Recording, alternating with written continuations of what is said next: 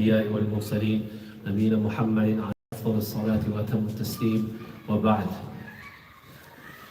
Before we commence with the hadith, or hopefully two hadith today because they're both quite short and concise, but before we get to the two hadith, going back to hadith number 6, where Rasulullah ﷺ, he outlined the halal and the haram being absolutely clear in our religion, in addition to grey areas that we stay away from. We try our best to abstain from grey, doubtful areas. Then we mentioned two very important fundamentals when it comes to halal and haram. That every single thing is haram until proven to be halal. Every single thing is haram until proven to be halal. No, it's the other way around. Everything is halal until proven to be haram. Yeah? So every single thing starts off being halal. So that means, like we said during that lesson, it is not correct for someone to say, give me the dalil, show me evidence for this being allowed. Right? Because if someone says, you say, Akhi, that it's halal to begin with. Yeah, the standard is disallowed. But when someone says haram, unlawful, then we say, had dalil. Right? What's your evidence for this? Yeah, if someone says to you, Lahmul Khinzir is haram. That's very easy evidence.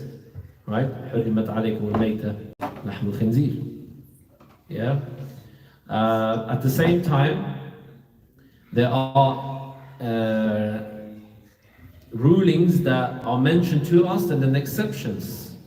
Yeah, so for example, every single thing, every single animal on land not slaughtered the right way, yeah, by mentioning the name of Allah when you're slaughtering the animal is halal or haram? Haram. وَلَا تَأْكُلُوا مِمَّا لَمْ يُذْكَرِ اسْمُ اللَّهِ عَلَيْهِ وَإِنَّهُ لَفِسْقٌ.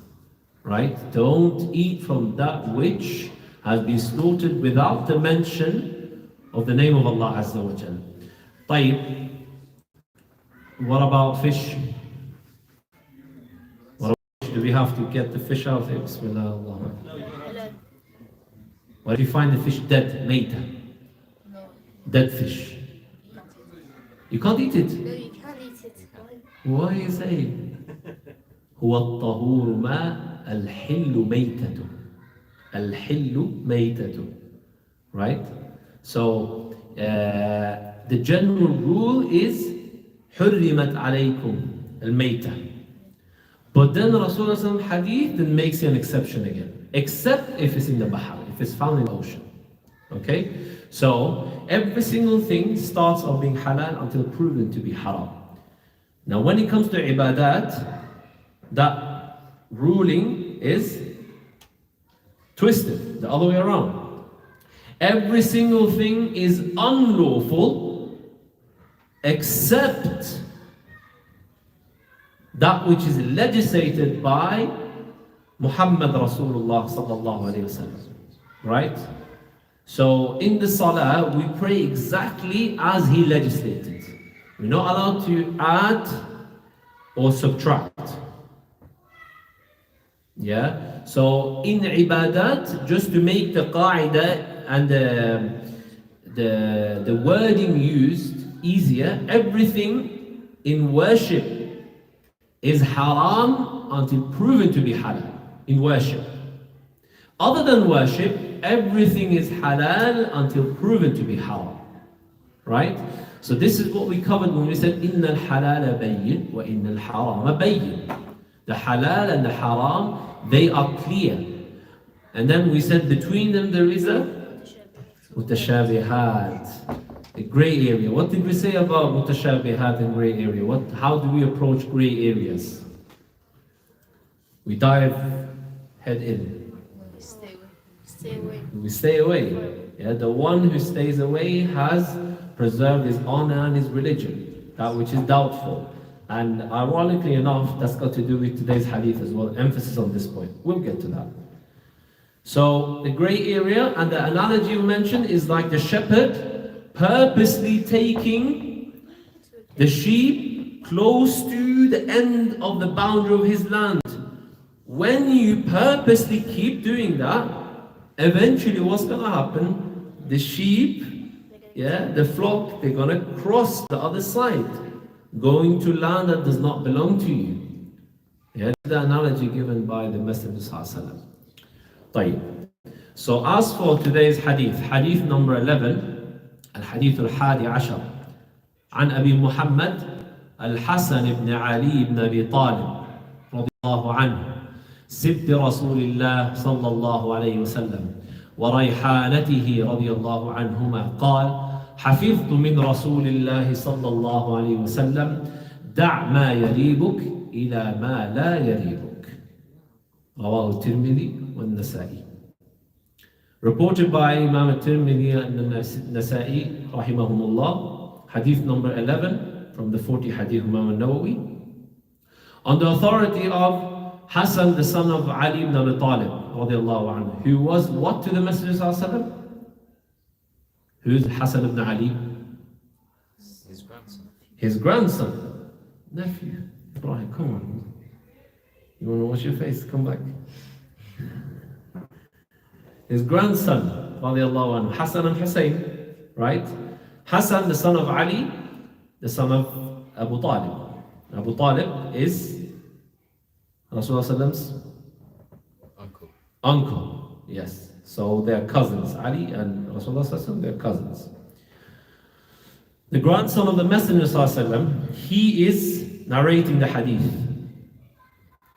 He says, I memorized from my granddad Muhammad sallallahu alayhi wasallam, da' ma yaribuk ila ma la yaribuk.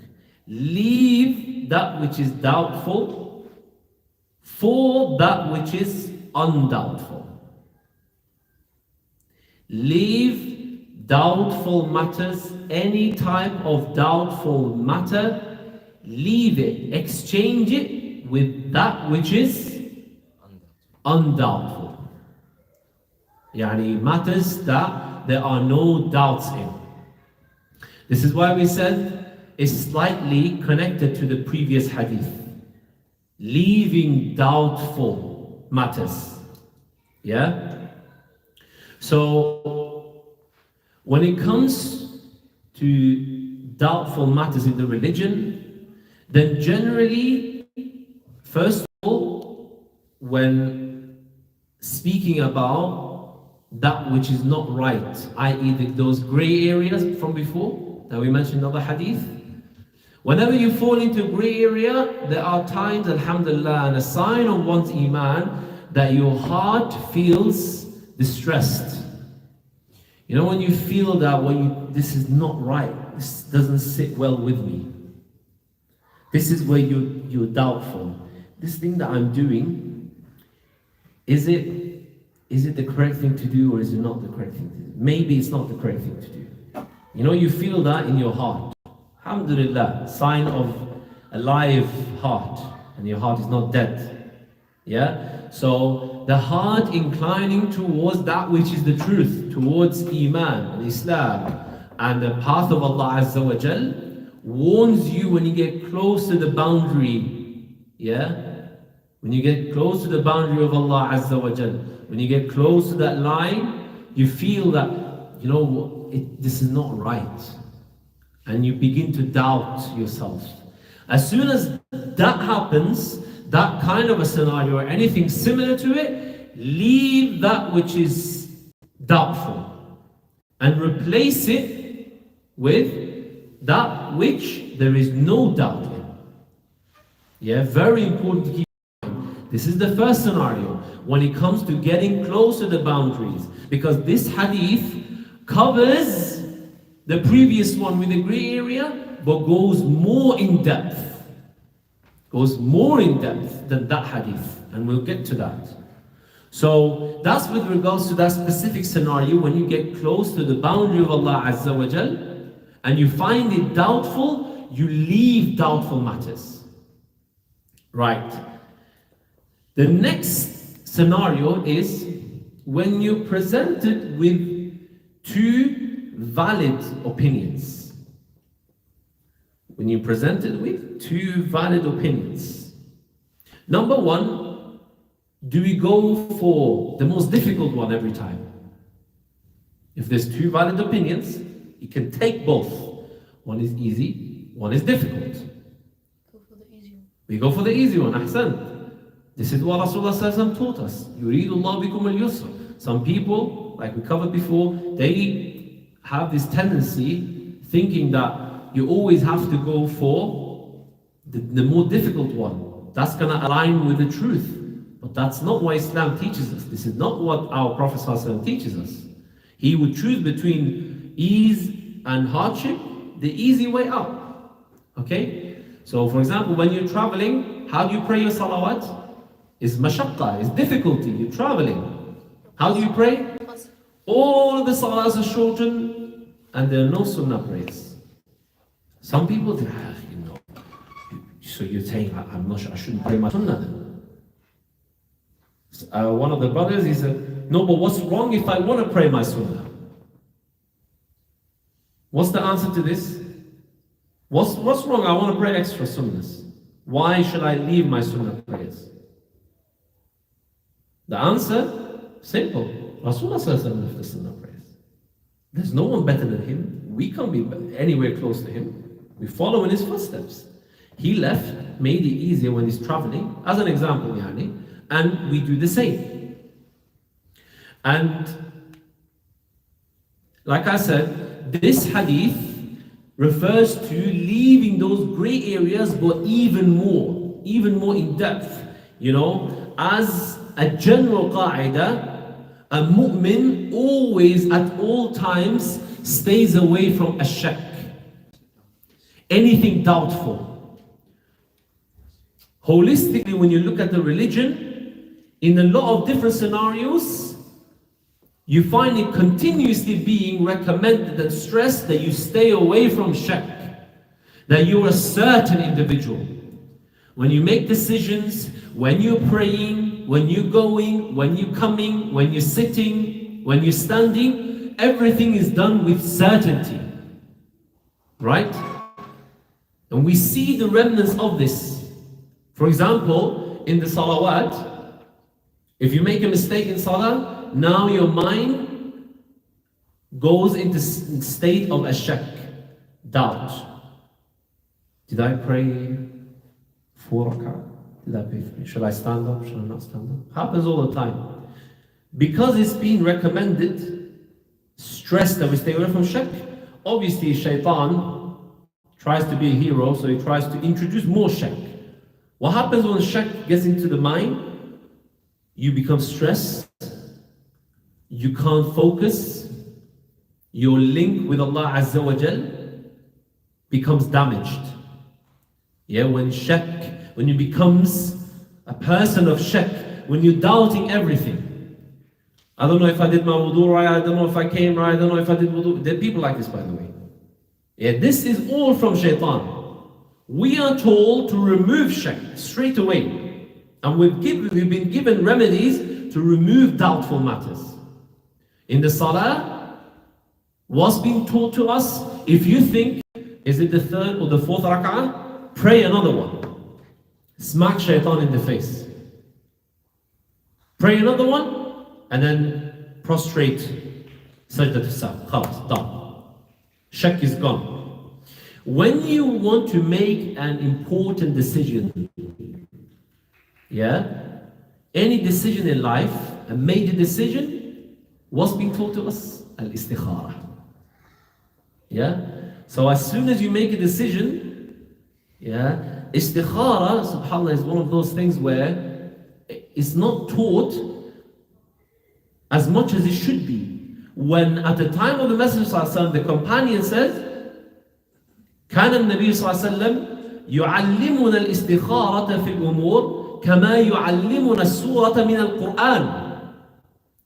He used to teach us to do istikhara the same level as teaching us surahs from the Quran.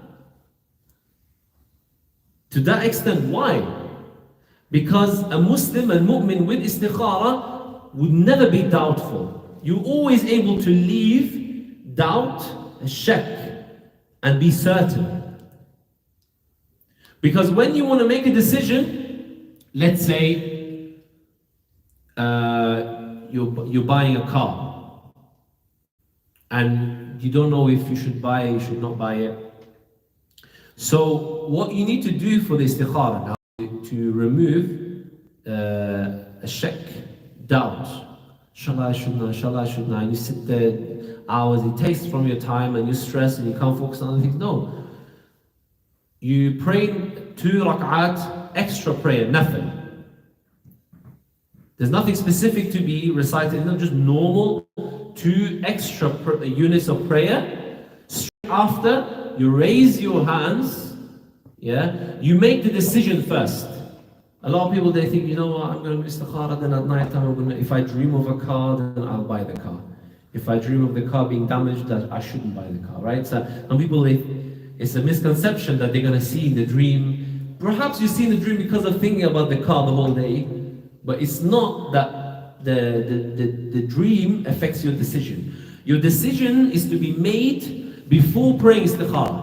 Very important. Before you pray istikhara, you make the decision that I will buy the car or I won't buy the car.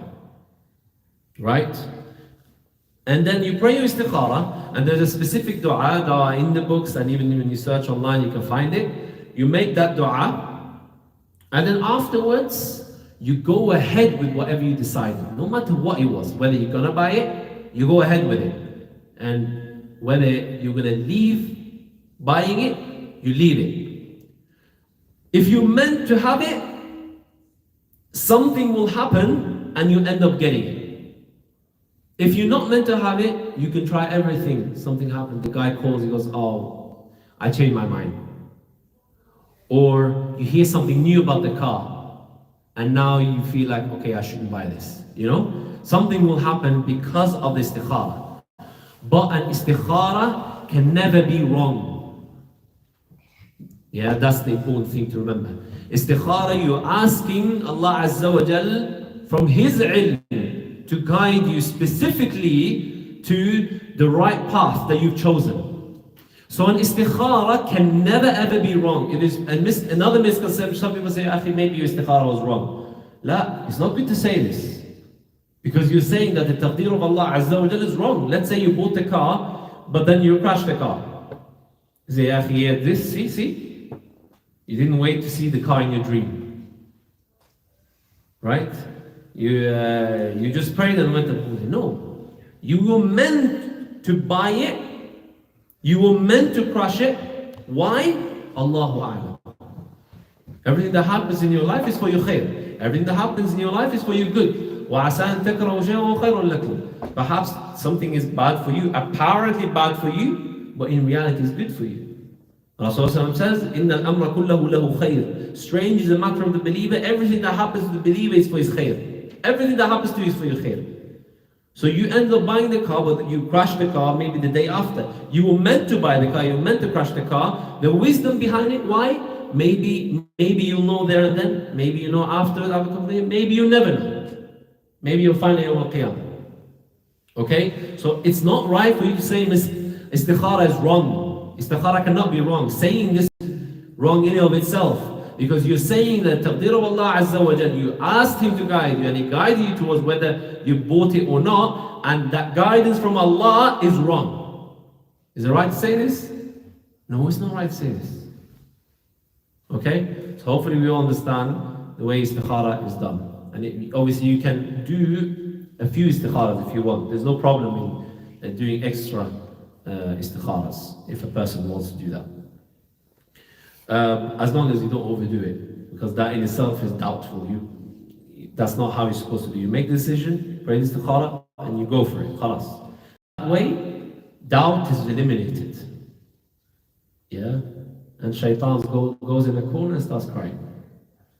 right? Because that's exactly what he wants. He wants you to have doubt. Yeah, just like he introduces doubt in wudu. Sometimes, like for example, another example of this is like the person that in the hadith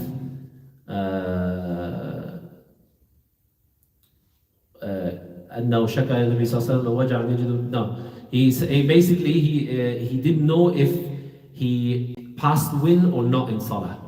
Sometimes it happens. You're standing, you're moving in salah, and it feels as though akramakumullah, yani you passed wind. It happens. What do we do? Oh, did my wudu break? No. Just stop while you're reciting in the salah. Yeah, two things. If you didn't hear a sound and there is no smell, carry on the salah. You have wudu. Done. No doubtful matters. Yeah. So these are remedies that the Prophet ﷺ gave us, yeah, as tools to be able to remove doubtful matters. And you need to get your priorities in order. Yeah?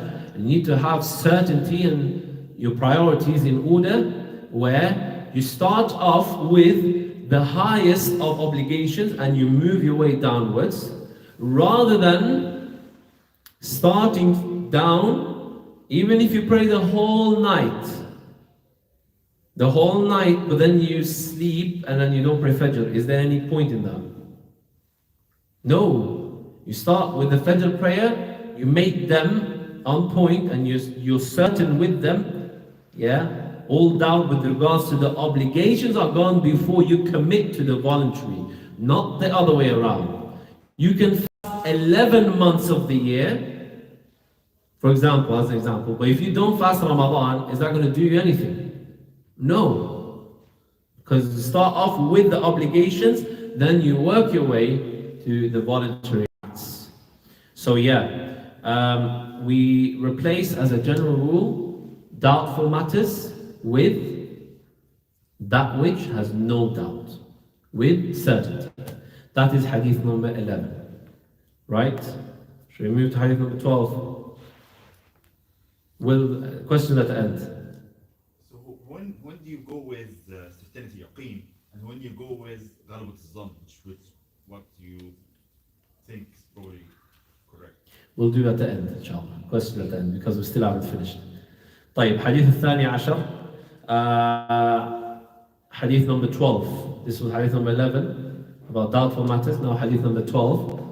عن أبي هريرة رضي الله عنه قال قال رسول الله صلى الله عليه وسلم من حسن إسلام المرء تركه ما لا يعنيه. رواه الترمذي وابن ماجه. Reported by Tirmidhi and Ibn Majah, the authority of Abu Hurairah رضي الله عنه said that the Messenger صلى الله عليه وسلم says, from the perfection of an individual's Islam is that he leaves that which does not concern him. Sign of a person's deficiency in Islam and Islamic character when they're focusing on matters that don't concern them. And so many problems of society would be solved if we were to uphold this one fundamental of Islamic character. Leaving that which does not concern you.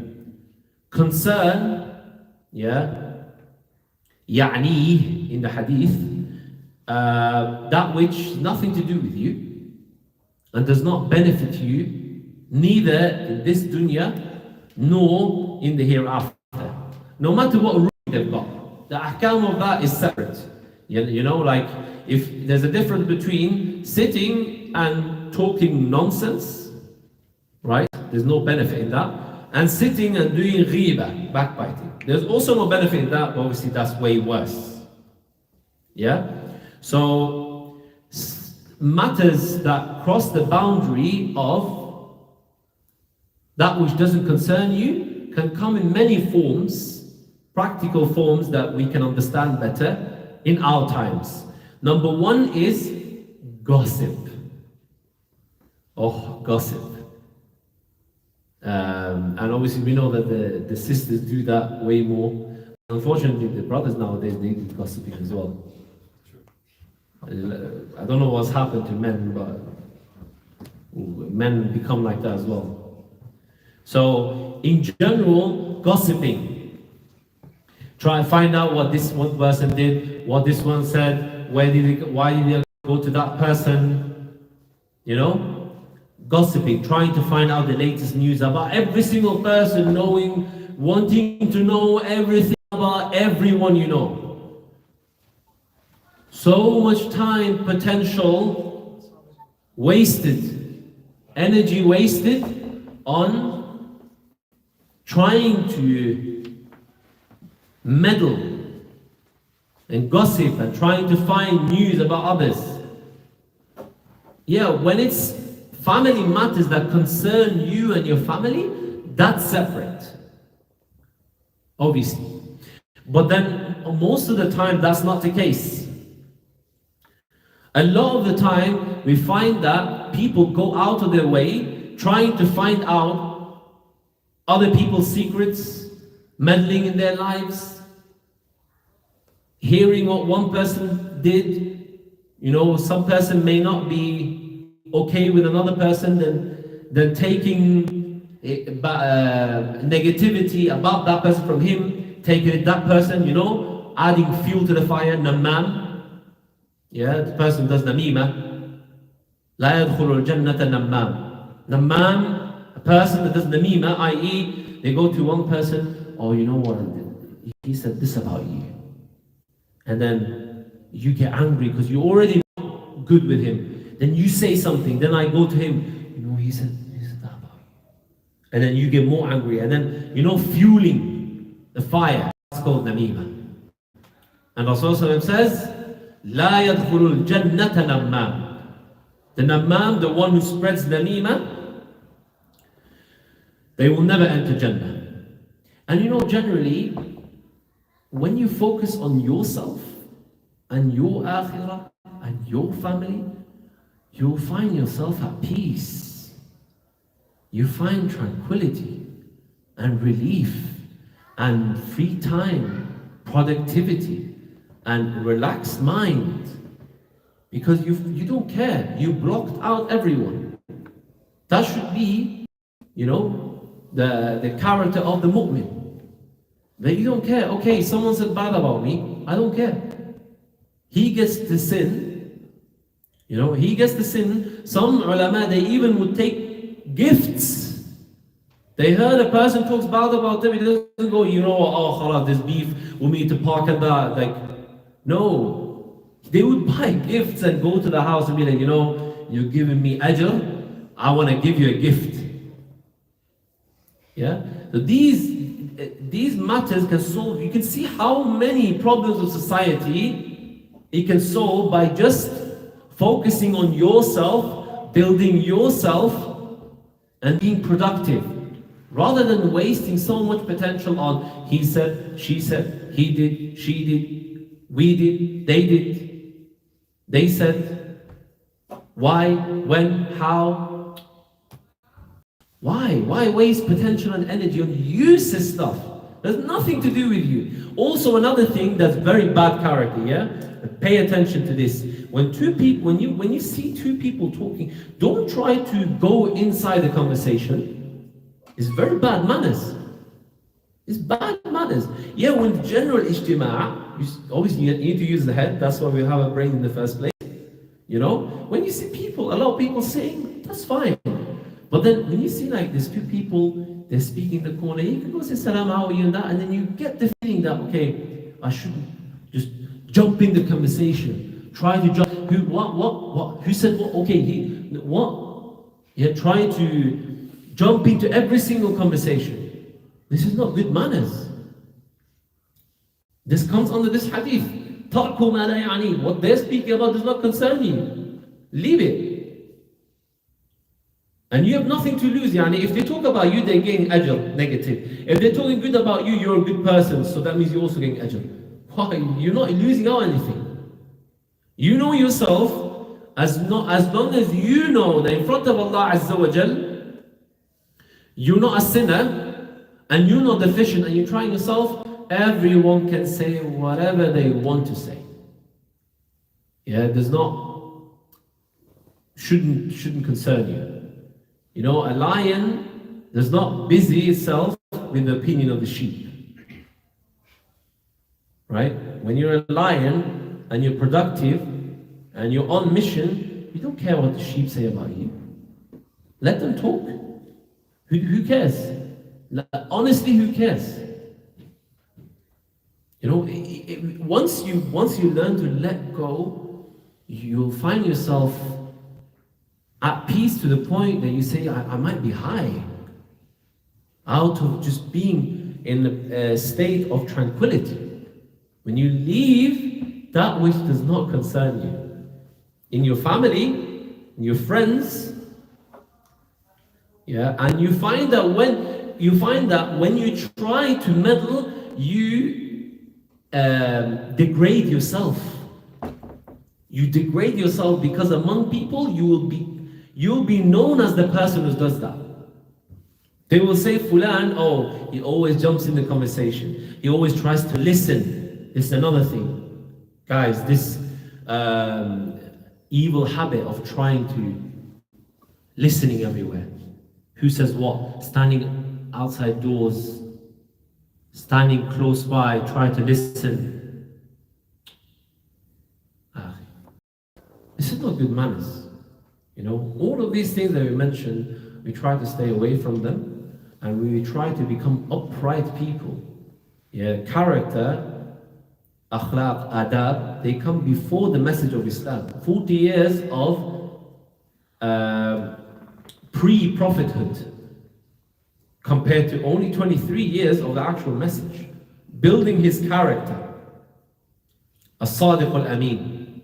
You know, when you find that when you're productive and you're on mission, yeah, people will always talk, by the way. This you need to remember. People will always say something. You can never please people. Don't try to be a people pleaser. I'm telling you from now, guaranteed fail. I'll give you a guaranteed check that you're going to fail pleasing everyone. Just like the story of, when I'm up here, I remember stories. Juhal. Huh? What? Juhal? Juhal. No. Like a man and a woman, man and his wife. This is an example of how people will never be pleased, right?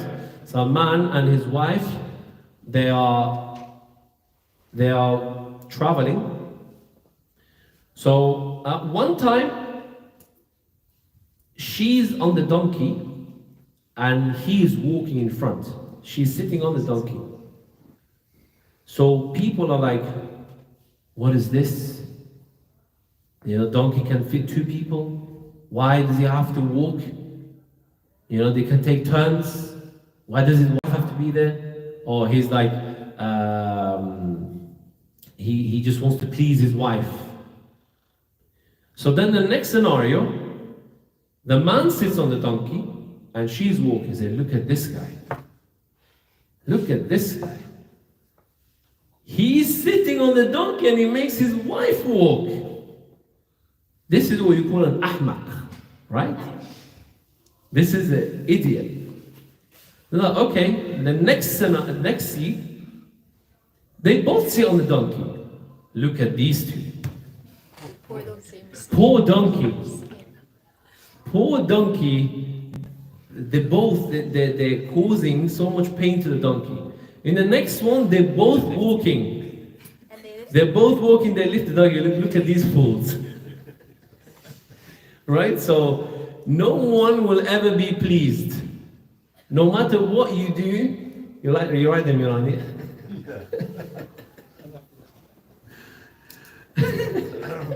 He's trying the donkey. Yeah, did you imagine all of that? Right? So the point is that don't ever try to please people. Yeah? Be on mission, focus on what you need to do, and trust me, there is, as one of the sheikhs said, there is not enough hours in the day for the obligations and the duty that we have to fulfill. So trust me when I say that there's always stuff to do, there's always ways to be productive, and there's always ways to build yourself. Yeah? So focus on yourself, and you see that people, they themselves, eventually, they'll know who the successful one is and who the losers are. So focus on yourself and leave that which does not concern you. May Allah Azza wa Jal grant us goodness. So may Allah Azza wa Jal grant us success in both worlds. May Allah Azza wa Jal allow us to, one, leave doubtful matters for His sake, and number two, leave that which does not concern us for His sake alone. Now, as-su'al, غلبة الظن. Right, so what the brother is asking is what you incline towards more, when you have doubtful matters. Number one step is you go with yaqeen. That's the first step. Number two is, if you got two things, for example, you are pretty sure you got wudu, but you think you might not have wudu. But you're like 80% sure that you have wudu. You go with the 80%. You always go with ghalabatul dhann and yaqeen.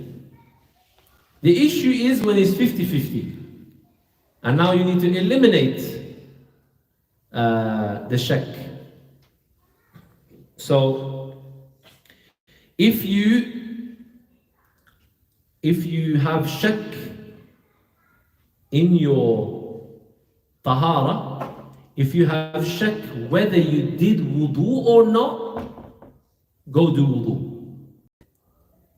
If you have shak in the hadith, if you have shak in whether you broke the wudu or not, you have wudu and carry on. Is it clear? So there's two parts to this when it comes to wudu. It happens. On a daily basis, sometimes it happens. You think, do I have wudu or not? Check what you're doubting. Are you doubting that whether you did wudu or not? Or are you doubting, did I break my wudu or not? You guys get the difference between the two. If you're doubting the wudu itself, go do wudu. If you're doubting if the wudu was broken, you have wudu. And that's it. And that's how you eliminate doubt when it comes to tahara. Yeah? So, we ask Allah Azza wa Jal to remove doubts. Any other questions before we end? Especially what you said, Sheikh, because I kind of tend to have that after you go for nature call and take wudu and feel like whether I've broken my wudu. That sort of a kind of a instinct doesn't break your wudu, right? So you've gone to answer the call of nature. Call of nature and come out and take wudu for prayers. Yeah. And like that, my head, like whether I've kind of broken my wudu, like there's a little bit of. Oh, okay, that way. No. Good, very good point. Sometimes you come out of the toilet, karamakumullah, you come out of the toilet and you think, oh, has there been drips? Has it not been drips? Yeah? This is also waswas, whispers, yeah? As long as you do the stage of istinja properly, yeah? You clean yourself properly, yeah? There's two ways that you can clean yourself. Yeah, obviously, one is istijmar, which you use solids. They used to use stones and leaves at the time. Now, that's basically paper. And the other is istinja, when you use the water. The best form is when you use both. And that's the best one. And then least, a bit less than that is only using water. And then the least of all is only using solids. That's out of the way. So, when you clean yourself properly, with water and with paper, recommended. After that, don't worry about anything else. Yeah, as soon as once you're like inqita' mujib, so you've fully finished the call of nature. You finished, and then you clean yourself and you come out. Then khalas, because the drips can be from you washing yourself as well. Sometimes you get that feeling, but it's not actually anything. But it's just because you washed yourself and might be wet, so you might have that feeling. Remove that. Just ignore it. Carry on. Carry on with the wudu. تفضل أخي. Sometimes you pray and you know it is rak'ah number 3, rak'ah number 4, then you make uncertainty. If this happens regularly, then you carry on uncertainty, or you do now ignore this doubt completely. In order to remove that doubt, especially that specific scenario we mentioned earlier, whether it's the third or the fourth rak'ah, sometimes it happens regularly, and you just get up and pray another rak'ah. It doesn't matter how many times it happens. You don't ignore it because Salah is so important that you can't just ignore it. You need to fulfill the number of rak'at. So we have obviously been granted permission to add another rak'ah. If it was 3, it becomes full. If it was 4, it becomes 5 accidentally, and then we just set this up, and then khalas, that's it. خلاص وصلى على نبينا محمد وعلى اله وصحبه اجمعين.